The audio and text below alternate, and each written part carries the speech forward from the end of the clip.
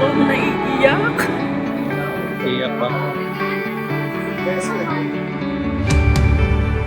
Sobra-sobra akong nagpapasalamat sa Panginoon sa pagsagot sa aking mga panalangin na natuloy din.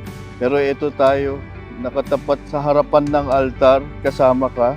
Maraming salamat at lagi kang nandyan para sa akin. Excited na akong magkapamilya. Tayong dalawa. Mahal na mahal kita.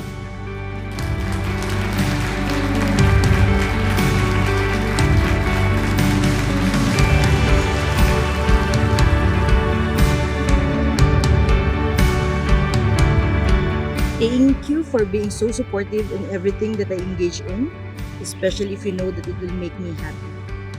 Thank you for giving me freedom to be me. Thank you for untiringly loving me, even during the times that I might have been unlovable. I promise to love you and always be there for you no matter what happens.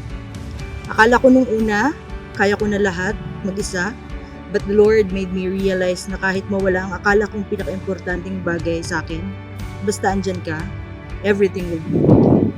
Mahal na mahal kita.